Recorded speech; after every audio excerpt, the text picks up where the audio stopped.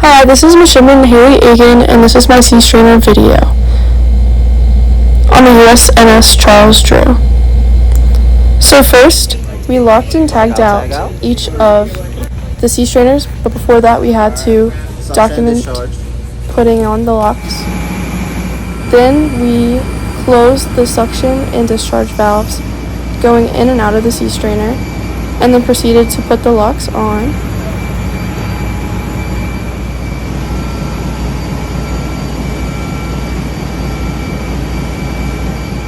This is us blocking out the valves.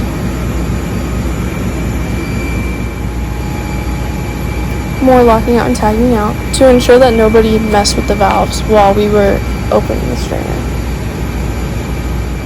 Gotta keep the key for safety. This is us venting the strainer to remove all the pressure from the top of any extra water. Then we drained after we had a sufficient amount of water leave. This is the drain valve and it leading into the pipe and bilge.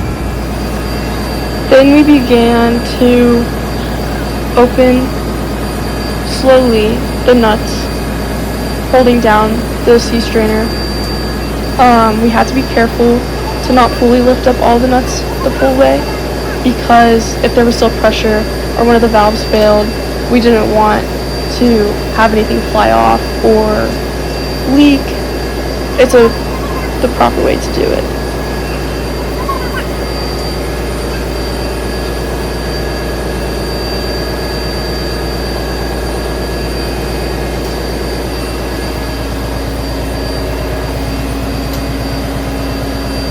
And then once we fully took off all the bolts and nuts, we had to ensure that we put the lid properly against something so it didn't close while we were inside lifting the filter and cleaning it. So we had to use a chain fall because the lid's really heavy, and we lifted the lid and then tied it off with some hatchet strap and had someone near the lid at all times to ensure that nothing abnormal was occurring.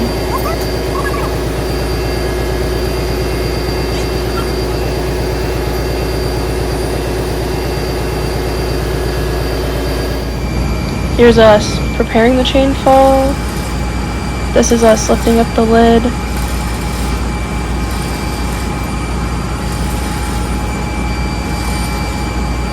We had to be kind of careful because it was really heavy.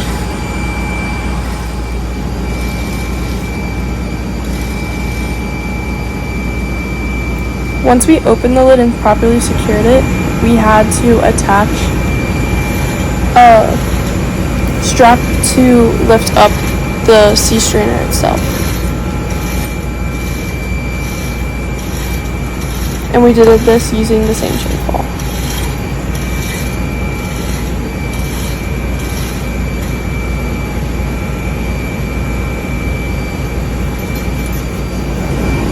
This is the sea strainer fully out. We left it on the chain fall and inspected it, looked it through. It wasn't as dirty as I thought it would be. The first time we cleaned it, it definitely had a lot more debris and trash.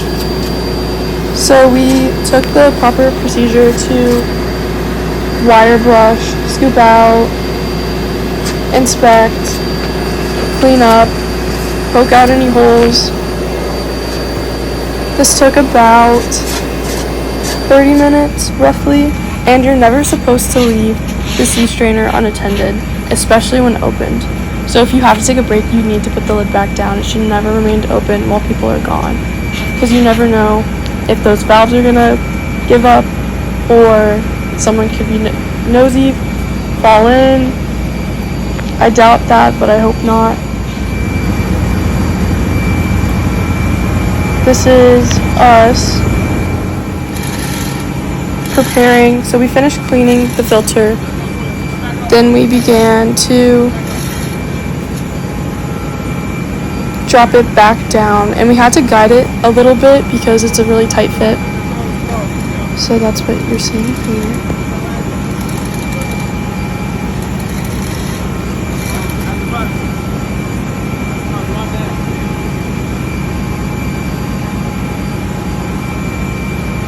to slowly put it back in.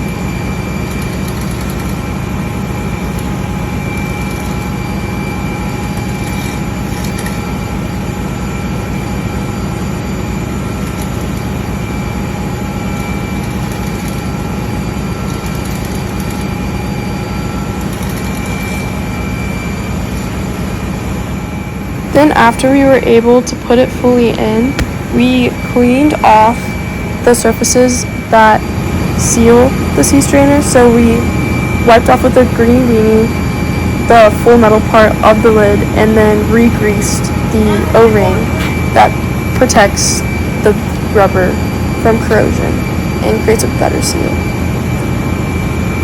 And then once we put the grease on, we lowered the lid carefully and then began to put back up the bolts that we had to remove to lift the lid fully, and then we began to slowly put on the nuts, but we didn't tighten them all the way. We hand tightened them, and then to seal it off we made a star pattern, so the opposite side of each nut and bolt had a tension, and then we would rotate and make a star pattern. And this is because you want that seat to evenly spread, especially when you're dealing with high pressure, a lot of water. You don't want that seal to break or have any way to bypass. Then we put back on the vent, and then we close the drain valve and slowly opened the suction side or the inlet side and let the water